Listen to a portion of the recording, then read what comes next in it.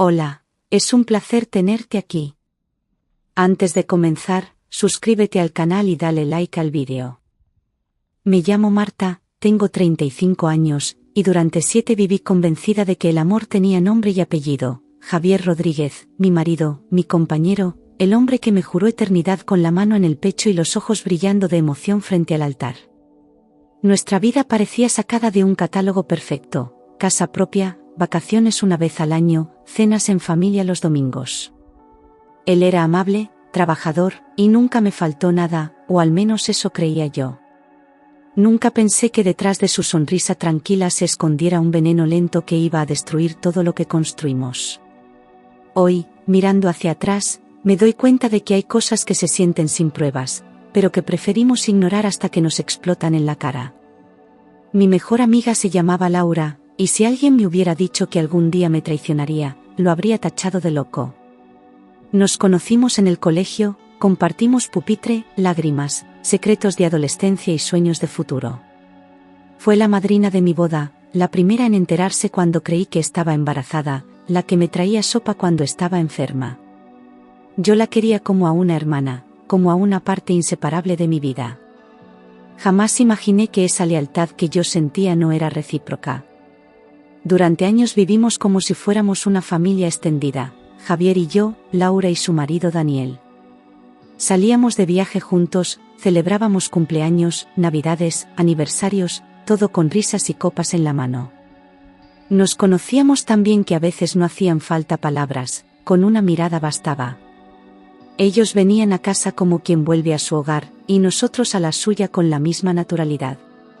Todo parecía armonía, hasta que empecé a mirar hacia atrás y entender que, entre risas, se escondía un teatro perverso. Laura venía constantemente a casa, a veces sin avisar, con cualquier excusa: un café, una charla, una receta nueva. Incluso cuando yo no estaba, ella se quedaba con Javier en la cocina, esperándome, o eso decía. Nunca desconfié, porque crecí creyendo que las personas que quieres no te apuñalan por la espalda. Me parecía casi ofensivo pensar mal de ella, cuando tantas veces me había defendido incluso más que yo misma. Pero la ceguera por confianza es la más peligrosa de todas. Una tarde cualquiera, sin previo aviso, la rutina se rompió con un sonido agudo. El móvil de Javier vibró sobre la mesa del comedor mientras él se duchaba. Yo estaba recogiendo los platos, sin pensar en nada extraño, hasta que vi en la pantalla el nombre de quien escribía. Laura. Me pareció curioso, porque hablaban a menudo, sí, pero nunca a esas horas. Algo en mi estómago se tensó sin razón aparente, una alarma muda que aún quise ignorar. Me quedé quieta durante segundos que parecieron eternos, con la mirada fija en el teléfono que seguía vibrando. Dudé. Sabía que abrir ese mensaje cruzaba una línea, pero también sentía que no hacerlo era dejarme en la oscuridad. La curiosidad me quemaba los dedos, y finalmente, como movida por una fuerza ajena, lo desbloqueé. El corazón me latía tan fuerte que apenas oía el agua de la ducha.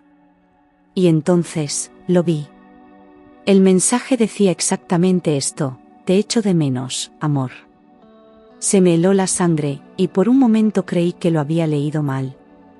Volví a mirarlo, lo releí, intentando encontrar una justificación absurda que me devolviera la paz. Pero no había error posible. Laura le decía eso a mi marido, con esa naturalidad que solo se tiene cuando se ha dicho muchas veces antes.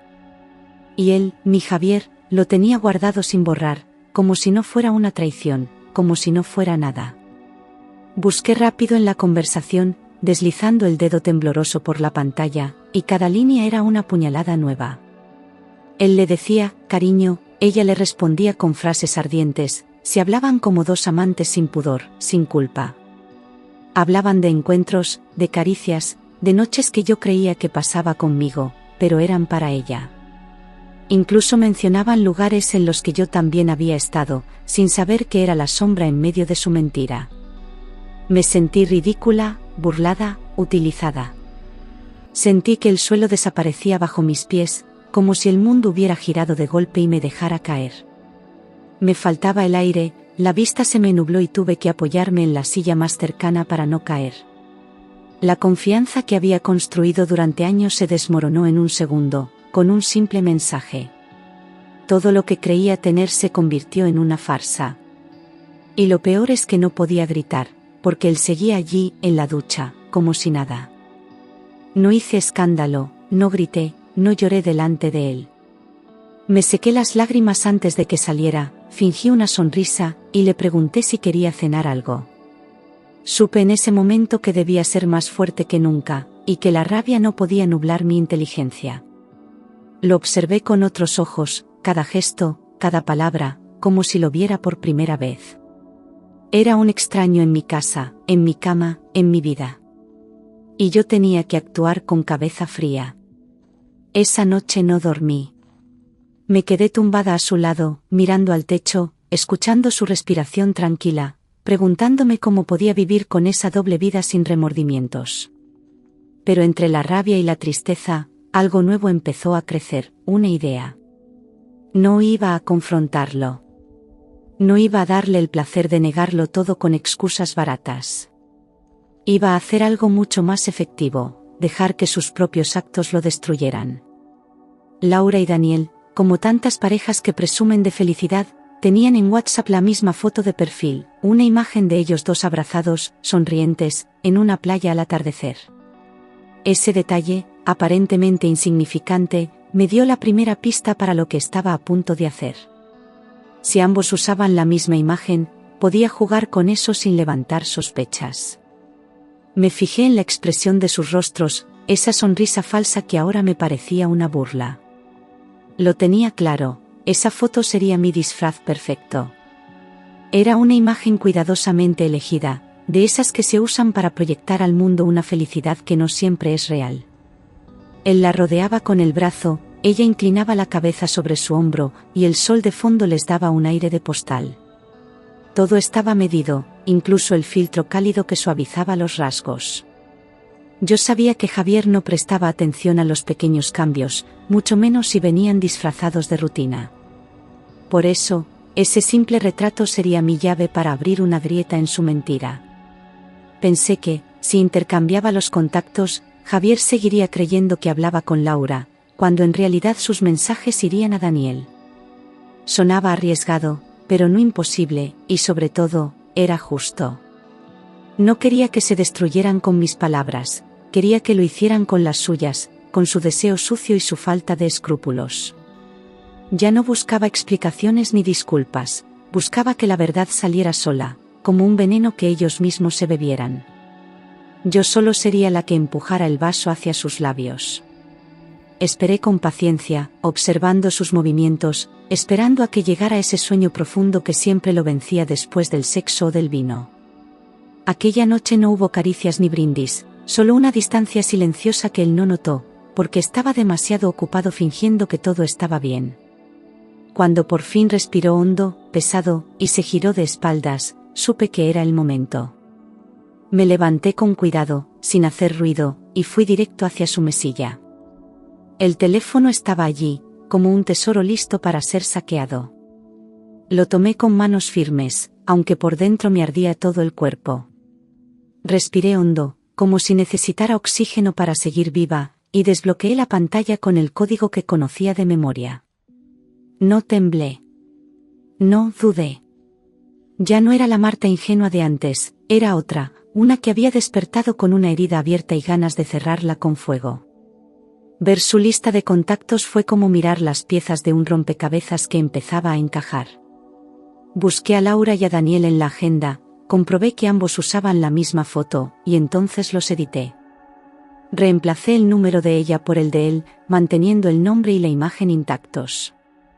Guardé los cambios, revisé todo 2 veces y me aseguré de que no quedara rastro de mi maniobra. Volví al menú, cerré el móvil, y lo dejé exactamente donde estaba. Volví a la cama, me arropé despacio, y cerré los ojos fingiendo que dormía, pero por dentro, estaba más despierta que nunca.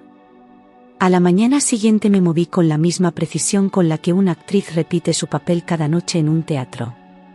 Preparé el desayuno, le pregunté por sus planes, le di un beso en la mejilla como si no supiera nada. Él me miró con ternura, o con culpa, no lo sé, pero yo no bajé la mirada. Jugaba un papel, sí, pero esta vez era el papel de mi vida. Y estaba dispuesta a ganarlo todo o perderlo todo en el intento. El día pasó como cualquier otro, pero yo lo observaba con ojos nuevos, registrando cada gesto, cada palabra. Javier hablaba con Laura por mensajes como siempre, sin sospechar que cada palabra ardiente llegaba al móvil de su mejor amigo. Yo mantenía la compostura, sonreía cuando debía, callaba cuando quería gritar. Sabía que el reloj había empezado a correr y que, en algún momento, el mundo se desmoronaría para todos. Solo tenía que esperar el momento exacto en que estallara la bomba. Corté la fruta con precisión quirúrgica, serví el café con leche en su taza favorita, y me senté frente a él como cada mañana. Pero por dentro, cada segundo era un paso más hacia la justicia. Él me hablaba de temas triviales, del trabajo, del tráfico, incluso de Laura, como si no estuviera hundido en una doble vida. Yo asentía, con una sonrisa que no llegaba a los ojos. La rutina seguía, sí, pero ahora era un escenario montado para su caída. Cuando volvió a ducharse, como siempre lo hacía antes de salir de casa, aproveché la oportunidad. Tomé de nuevo su teléfono, ya sin miedo ni temblores, y abrí la conversación con Laura. Lo que vi me provocó una mezcla de náusea y satisfacción. El plan funcionaba. Él había escrito, y lo había hecho con la misma pasión traidora de siempre. Solo que ahora, todo ese veneno ya no se dirigía a su amante, sino al esposo engañado de ella. Y lo mejor de todo, aún no lo sabía. Encontré fotos íntimas de Javier enviadas a Laura, y aunque me revolvieron el estómago, no pude evitar una sonrisa torcida. Imágenes explícitas, poses provocadoras, mensajes que hablaban de lo que le haría cuando la tuviera desnuda. Era repugnante, sí, pero al mismo tiempo era el arma perfecta. Todo eso, sin saberlo, había sido enviado a Daniel, su amigo de toda la vida, su confidente, el marido de su amante. Y yo lo había hecho posible con un simple cambio de números. Leía palabras que nunca me había dicho a mí, promesas sucias, fantasías cumplidas, confesiones de un deseo oculto que llevaban tiempo compartiendo. Javier le decía cosas como, no puedo sacarte de mi cabeza o, anoche soñé que te tenía entre mis brazos, sin saber que cada palabra era una bala directa al corazón de Daniel. La frialdad con la que se entregaban por mensaje me helaba el alma. Habían convertido mi casa en su escondite y mi confianza en su juego. Pero ahora, el juego cambiaba. Todo lo que él creía decirle a Laura, lo había recibido Daniel, y eso era lo más irónico de todo. No había insulto mayor, ni traición más grande, ni prueba más devastadora. Ya no era una sospecha, era una evidencia brutal escrita con su puño y letra, enviada con total descaro. Pensé en el rostro de Daniel, en su reacción al leer aquello, en su rabia contenida. Y aunque una parte de mí se rompía por dentro, otra se mantenía firme, lista para mirar de frente lo que vendría. Me temblaban las manos, no de culpa, sino de la tensión de saber que en cualquier segundo todo podía estallar. Aquel mensaje era una bomba, y yo había encendido la mecha sin saber cuánto tardaría en explotar. Respiré hondo, dejé el móvil en su sitio, y volví a mi papel de esposa tranquila. Él salió del baño, me dio un beso en la frente, y me preguntó si necesitaba algo del supermercado. Le dije que no, que todo estaba bien. Y por primera vez, era verdad, todo estaba a punto de estar bien. Pasé el día con los nervios afilados, mirando el reloj, escuchando cada sonido como si fuera una señal. Sabía que Daniel no tardaría en reaccionar, que un hombre traicionado no se queda callado ante semejante humillación. Pero también sabía que cada segundo de espera valía la pena, porque el golpe que venía no lo daría yo, lo daría él. La justicia no vendría por mis manos, sino por la verdad que ya no podía ocultarse. Y mientras tanto, yo solo debía esperar. Ese mismo día, cuando el sol empezó a caer y el cielo se tiñó de rojo, el timbre sonó con una violencia que me puso el corazón en la garganta. No esperaba visitas, y mucho menos a esa hora. Javier se levantó del sofá con expresión molesta, sin imaginar que al otro lado de la puerta lo esperaba su destino. Yo me quedé quieta, como una espectadora que ya conoce el final de la obra. Supe que ese era el momento, la tormenta estaba llamando a la puerta. Daniel estaba allí, rojo de ira, con los ojos desencajados y los puños cerrados. Su respiración era agitada, como si hubiera venido corriendo, o como si el odio lo empujara desde dentro. No saludó, no pidió permiso, simplemente empujó la puerta y entró. Javier apenas tuvo tiempo de reaccionar, de pronunciar su nombre antes de que la primera palabra hiriente saliera disparada. Y lo que vino después ya no tuvo vuelta atrás. Daniel se plantó frente a Javier con una furia que pocas veces he visto en un ser humano.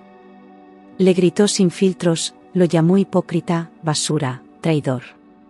Sus ojos estaban tan cargados de dolor que daban miedo, y sus palabras no eran preguntas, eran sentencias. Javier intentó calmarlo, decir que no entendía, pero la mirada de Daniel lo atravesó como una lanza. Ya no había duda, ya no había escapatoria. La verdad estaba ahí, sangrando en medio del salón. Sin previo aviso, Daniel se lanzó sobre él, lo empujó con fuerza contra la pared y le soltó un puñetazo directo al rostro. El golpe fue seco, brutal, y Javier cayó al suelo sin entender del todo qué estaba pasando.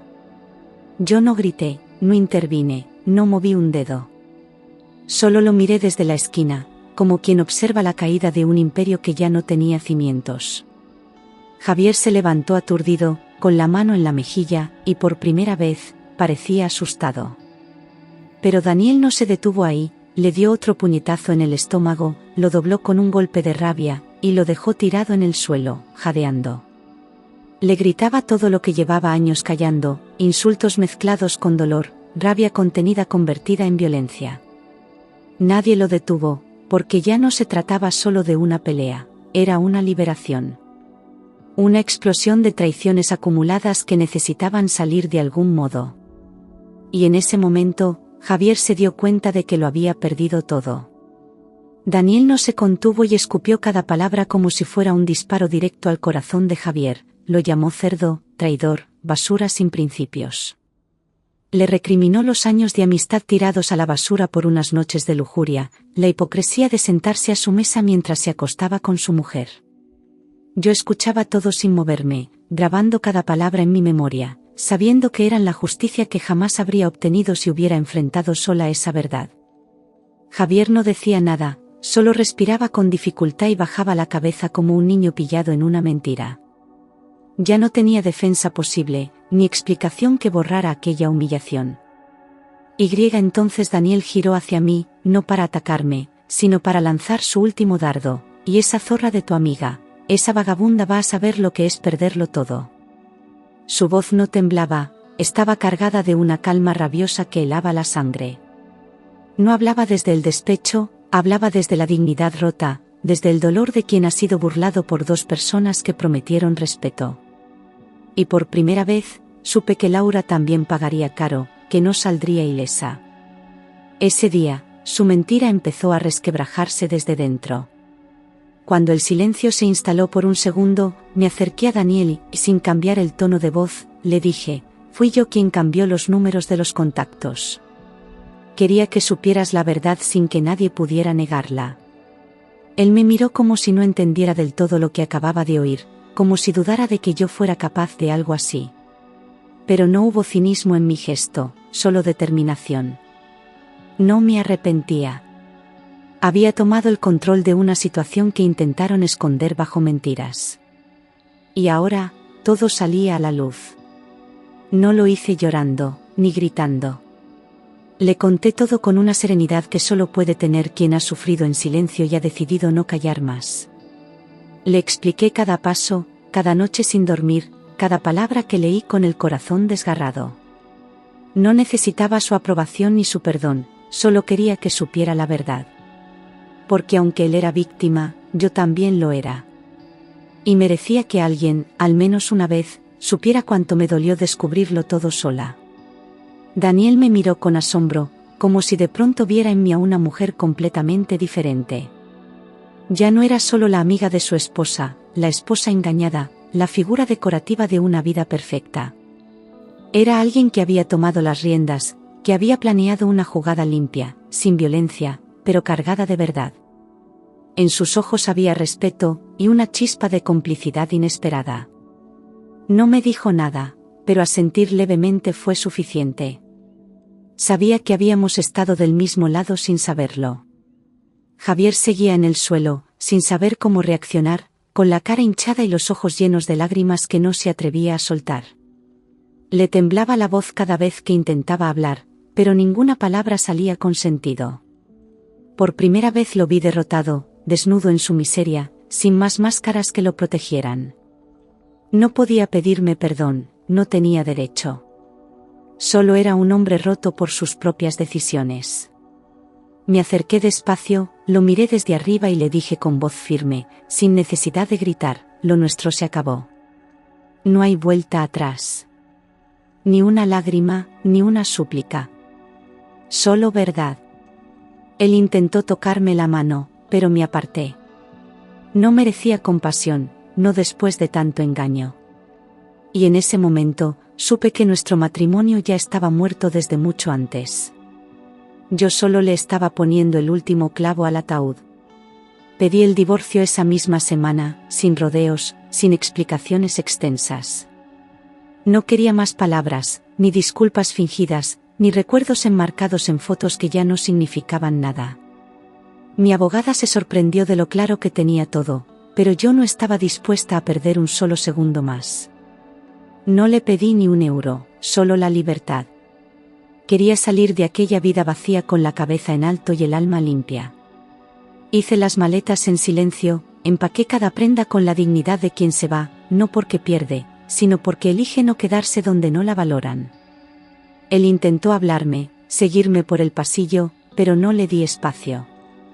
Cerré la puerta de casa como quien cierra un capítulo sucio, largo, doloroso. No volví la vista atrás, ni una vez. Aquel lugar ya no era mi hogar. Solo era el escenario de una mentira. No volví a mirar a Laura a los ojos. No la llamé, no la busqué, no necesitaba escuchar ni una excusa más. Su traición fue doble, robó mi confianza y pisoteó nuestra amistad. Me escribió 1000 veces, me dejó mensajes llorando, suplicando, diciendo que no sabía cómo había pasado todo. Pero yo no respondí ni uno. Porque hay heridas que no merecen curarse, solo cerrarse en silencio. Daniel no tardó en tomar su decisión, dejó a Laura sin contemplaciones, sin discusiones, sin darle siquiera el derecho a defenderse. La echó de casa con la misma frialdad con la que ella lo había traicionado, tirando sus cosas al pasillo, cerrando la puerta sin mirar atrás. Me lo contó por mensaje días después, sin odio, solo con la calma de quien ha recuperado el control. Laura, acostumbrada a manipular, no supo cómo reaccionar ante una respuesta tan directa. Perdió a su marido, su amante, y su única aliada, yo. Laura se quedó sola, despreciada, sin nadie que quisiera escuchar sus mentiras envueltas en lágrimas. Intentó aferrarse a Javier, pero él también se hundía, y no estaba en condiciones de sostener a nadie.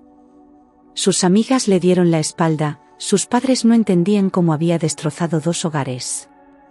Y ella, que siempre se creyó intocable, empezó a probar el sabor del aislamiento. Lo que antes eran risas y aplausos, ahora eran susurros y puertas cerradas. A pesar de todo, Laura y Javier intentaron vivir juntos, convencidos de que al menos les quedaba el consuelo de su amor. Se mudaron a un piso pequeño, lejos del círculo social donde antes brillaban, como 2 náufragos que solo se tenían el uno al otro. Pero la culpa no desaparece cuando se comparten las sábanas. Cada mirada era un reproche silencioso, cada gesto una acusación. Porque sabían que habían construido su historia sobre ruinas y cenizas. Durante unas semanas intentaron fingir normalidad, salidas al supermercado, películas en casa, fotos en redes que nadie comentaba. Pero la pasión que antes era clandestina, ardiente y prohibida, se volvió rutina gris. No había magia en lo que nace de la mentira. Dormían espalda con espalda, discutían por cualquier cosa, y el silencio se instaló entre ellos como un tercer inquilino. Lo que habían destruido por estar juntos, no valía la pena mantenerlo en pie. A los 2 meses, Laura descubrió que Javier ya le era infiel con otra mujer, una compañera de trabajo, joven, ingenua, como alguna vez fui yo. Lo encontró escribiendo mensajes parecidos a los que un día le envió a ella, con las mismas frases baratas y promesas falsas. Él no lo negó. Se encogió de hombros y le dijo que no era lo que parecía, como si eso aún pudiera convencer a alguien. Laura gritó, lloró, rompió platos, pero ya no tenía poder sobre él. Había probado su propio veneno. Esta vez fue Javier quien la dejó. Se fue de casa sin explicaciones, sin remordimientos, dejándola con las cuentas, las deudas y el silencio. Laura, que tanto luchó por ese amor prohibido, se encontró otra vez sola, pero ahora sin dignidad ni fuerza para empezar de nuevo. Intentó buscarme, claro, como si el dolor compartido nos volviera a unir. Pero yo ya no era la misma, y ella tampoco tenía nada que ofrecerme. Solo era el reflejo marchito de quien fue. Mi exmarido, ese hombre que un día fue el centro de mi mundo, empezó a perderlo todo poco a poco. Se endeudó con tarjetas, perdió su puesto en la empresa por bajo rendimiento, y los amigos desaparecieron cuando dejó de ser útil. Me llegaron rumores de que pedía dinero prestado a antiguos conocidos, siempre con excusas vacías. Ya no era el Javier encantador que todos admiraban, sino un hombre quebrado por dentro y por fuera. Y lo peor es que aún no entendía que todo era consecuencia de sus actos. Cuando no supo a quién más culpar, buscó refugio en el alcohol. Empezó con copas por la noche, luego a mediodía, después todo el día. Los vecinos lo veían tambalearse por la calle, con la camisa arrugada y la mirada perdida. Ya no respondía mensajes, no pagaba sus facturas, no se afeitaba.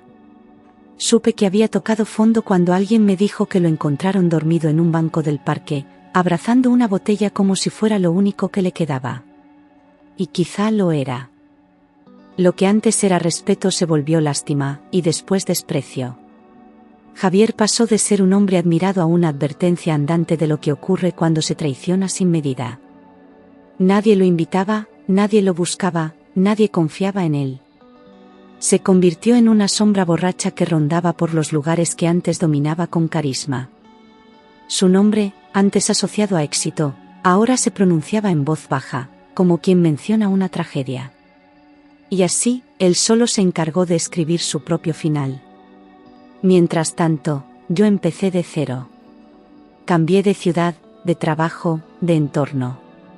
Me corté el pelo, redecoré mi espacio, y por primera vez en años, me sentí dueña de mi tiempo. Descubrí que no necesitaba a nadie para sentirme completa. Cada mañana era un triunfo, cada noche una tregua con mi pasado. Y lo más importante, no tenía miedo. Había tocado fondo y salido más fuerte, más clara, más yo que nunca. 2 años después, mi dolor ya no sangraba. Había cicatrices, sí, pero no dolían al tocarlas, eran marcas de lo que sobreviví, no recordatorios de lo que perdí. Aprendí a estar sola sin sentir vacío, a no desconfiar de todos por culpa de unos pocos. Volví a reír sin miedo, a dormir en paz, a hacer planes sin pensar en traiciones. Mi pasado ya no me perseguía, caminaba detrás de mí, sin poder alcanzarme. Una tarde cualquiera, en una cafetería de barrio, me crucé con Daniel. No fue un momento planeado, no hubo música dramática ni miradas congeladas en el tiempo. Solo 2 personas que se reconocieron tras mucho dolor vivido. Él llevaba una barba más crecida, el gesto más sereno, yo, una tranquilidad que jamás había tenido antes. Nos saludamos con una sonrisa sincera, sin rencor, sin peso, como si el infierno compartido nos hubiera limpiado el alma. Nos sentamos a tomar algo, sin prisa, como viejos amigos que ya no tienen nada que esconder. Hablamos de todo, del pasado, del presente, de lo que vino después de aquella tormenta. No hubo necesidad de reproches ni disculpas, porque los dos sabíamos exactamente quiénes fuimos y quiénes somos ahora. Cada palabra fluía sin tensión, y por primera vez sentí que podía hablar de todo aquello sin que se me rompiera la voz. Entonces, sin esperarlo, nos reímos. De lo absurdo, de lo doloroso, de lo que antes nos habría destrozado. Fue una carcajada limpia, de esas que salen del estómago, y que solo pueden tener quienes ya lo han llorado todo. Nos miramos sorprendidos, como si esa risa fuera una señal de que algo nuevo estaban haciendo. Ya no éramos dos víctimas, éramos dos sobrevivientes que, por fin, podían ver la vida sin miedo. En algún momento de esa tarde, no supe cuándo exactamente, sentí una chispa. No era amor a primera vista, era otra cosa, respeto, complicidad, una conexión que no buscábamos, pero que estaba ahí. Nos entendíamos sin necesidad de explicar nada, como si el dolor vivido nos hubiera hecho hablar el mismo idioma. Y esa calma entre los dos, esa paz silenciosa, era más poderosa que cualquier pasión antigua. No necesitábamos promesas, solo presente. Una semana después, acepté su invitación para salir. No era un encuentro lleno de expectativas, sino una caminata tranquila por el centro, una charla bajo la lluvia fina. Hablamos de libros, de viajes que queríamos hacer, de cosas simples. No hubo besos robados ni miradas forzadas, solo dos almas aprendiendo a conocerse desde otro lugar. Y fue justo eso lo que hizo todo tan especial, la ausencia total de prisa. Con el tiempo, sin darnos cuenta, nos enamoramos. No fue una explosión, sino un fuego lento que nos fue envolviendo, dándonos calor sin quemar. Cada gesto suyo me recordaba lo que es ser cuidada sin control, querida sin exigencias. Él no era un salvavidas, ni yo una mujer rota. Éramos dos adultos que elegían acompañarse sin miedo a perderse de nuevo. Y esa elección diaria era el mayor acto de amor. A los 3 meses, durante una cena sencilla en casa, nos miramos y supimos que queríamos más. Sin anillos caros ni discursos largos, decidimos casarnos. No por necesidad, ni por urgencia, sino por la certeza tranquila de saber que habíamos encontrado algo real. Lo hablamos con naturalidad, sin planes grandiosos ni complicaciones. Solo queríamos estar juntos, y eso bastaba. Nos casamos en una ceremonia pequeña, sin testigos, sin lujo, solo nosotros dos y una promesa silenciosa de cuidarnos. No hubo vals, ni fotógrafo, ni aplausos. Solo nuestras manos entrelazadas, un sí sincero, y la certeza de que esta vez era diferente. Fue el momento más puro de mi vida, porque no lo hice por escapar del pasado, sino por caminar hacia un futuro elegido. Y eso lo cambió todo. Hoy vivo con un hombre que me respeta, me escucha y me mira como si yo fuera su milagro diario. No necesito fingir fortaleza, ni protegerme con frialdad. Soy libre, amada, en paz.